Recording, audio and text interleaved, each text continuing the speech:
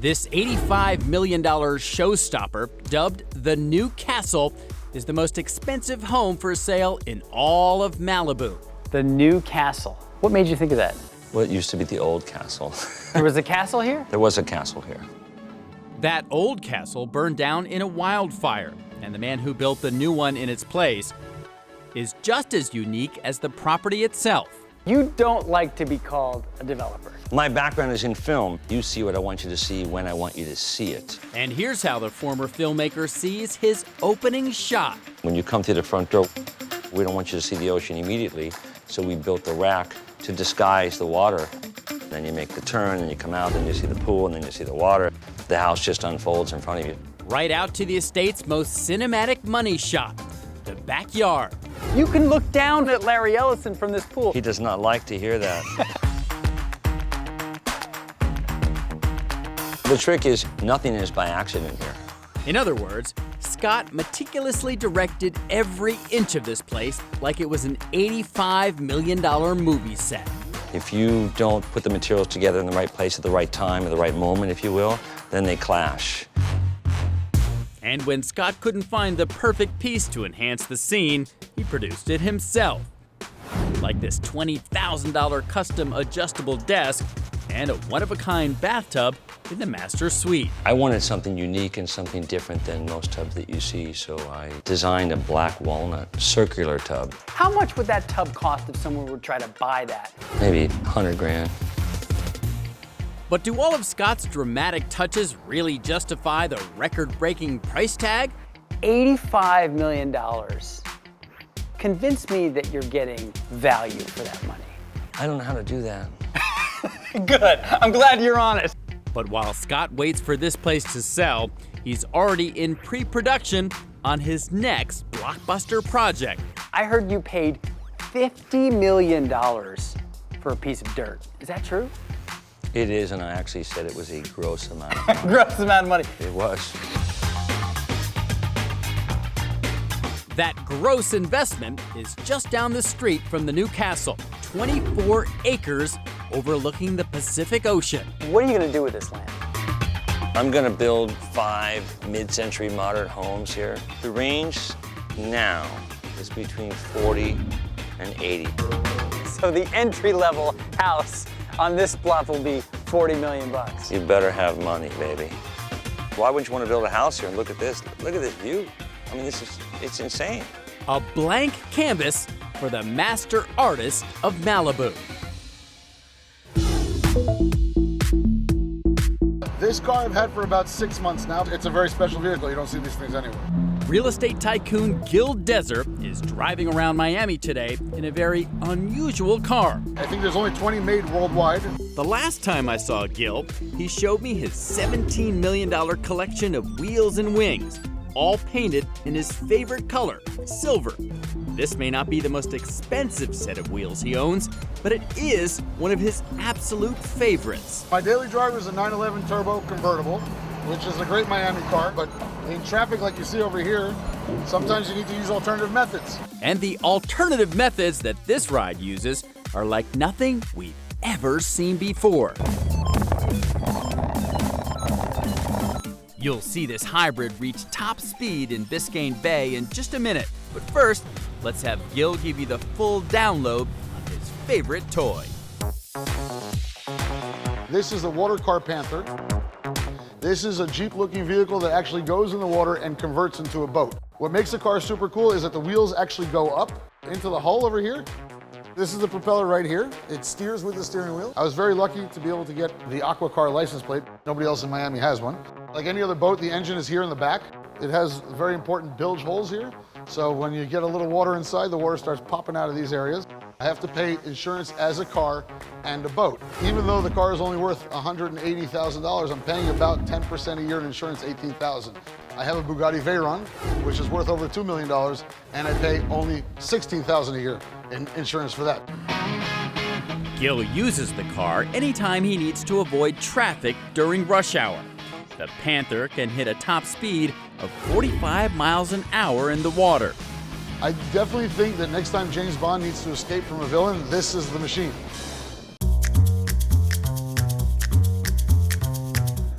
But during our shoot, the bond-worthy boat could not escape the cops. Apparently, someone dialed 911 to report a vehicle had driven into the bay, and the Miami PD was here to investigate. Somebody called that there was a car boat in the water. And here we are with our good friends of the police, and they pulled us over because they thought that somebody was driving a car in the water. And when the cops finally determined that Gil's amphibious ride was seaworthy, he made like 007 and disappeared fast. See ya!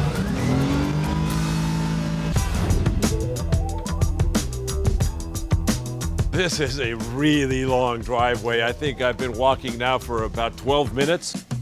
Those gates open and you start driving onto this property and you start going on the driveway and you're going and you're going and you're going and you're going. It's long. Then you finally arrive at this motor court. Here we are. And the motor court is just beautiful. It looks like an Italian villa. The architecture is absolutely amazing. This $45 million mega home sits in Montecito, California. This is the Hollywood Riviera. It has definitely become an enclave for celebrities coming from LA. This is where they like to come and rest. I'm not really allowed to tell you about the neighbors. But we can. Your red carpet-worthy neighbors include Rob Lowe, Ellen DeGeneres, and the billionaire right next door, Oprah Winfrey. The previous owner was really one of the most amazing businessmen ever. He owned a lot of sports teams, including one of my favorites, the Philadelphia Flyers. Before passing away, billionaire Ed Snyder lived here for over 2 decades, and the mansion hasn't been changed much since he died, still exhibiting his very personal and expensive taste. Most libraries smell like leather-bound books. This one smells like a leather-bound ceiling. Check this out. I mean, wow, incredible. And one of my favorite things in here, Stanley Cup champion, 1974 Philadelphia Flyers. How great is that? I've never held one of these before. It's an honor. I mean, there's just incredible things in here. Pick up this book, and it's an original 1914 book of Les Miserables in French by Victor Hugo. How incredible is that? I mean, I'm afraid to even touch it. Ed also left behind some pretty cool stuff downstairs in his excessively tasteful man cave. This is a pub. If I were a pub, I would be this room. And I could just picture myself right here playing poker, having a scotch, sitting down with my pals, listening to a little Frank Sinatra. But if Frank Sinatra's not here today, what do? Put a little quarter in this little machine here.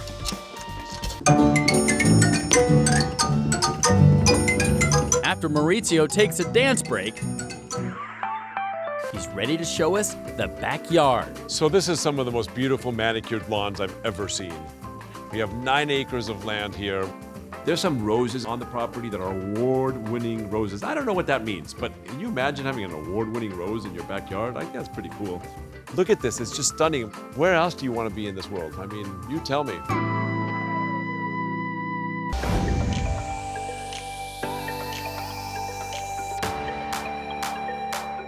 The owners of this $20 million estate in Delray Beach, Florida were so inspired by their trip to the Four Seasons in Bali that they wanted to recreate that Balinese serenity and tranquility right here at home.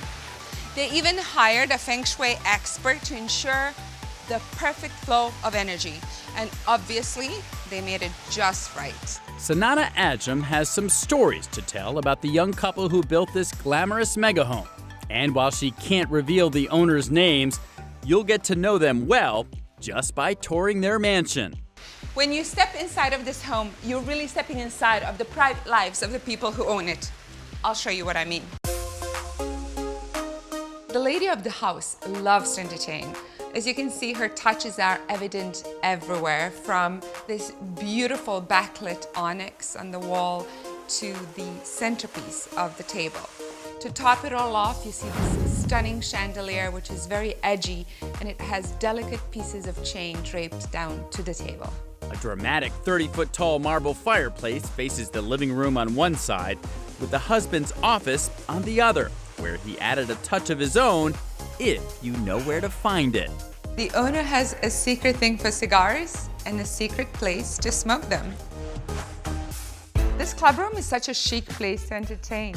You can have a drink at this beautiful bar, or you can just sit and relax.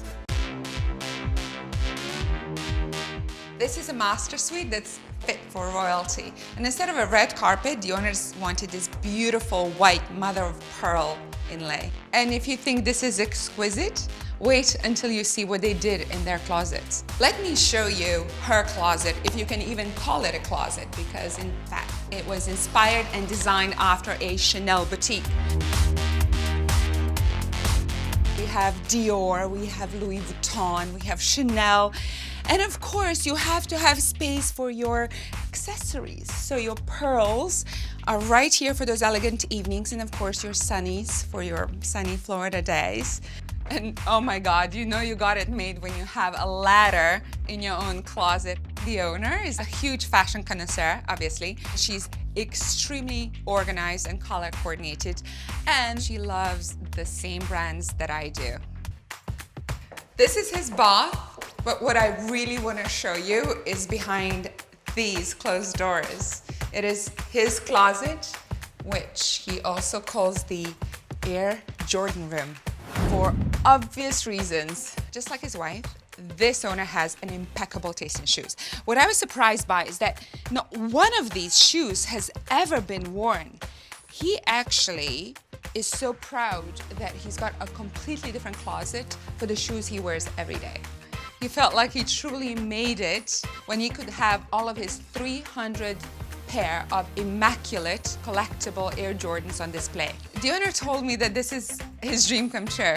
Unbelievably, just weeks after the dream was complete, the glam couple decided to move to New York. Now Sonata's on the hunt for someone with the means to write a check with a lot of zeros. But the couple's personal items won't be part of the deal. It's going to be a super wealthy buyer who wants to entertain their friends and family in a very grand and glamorous way.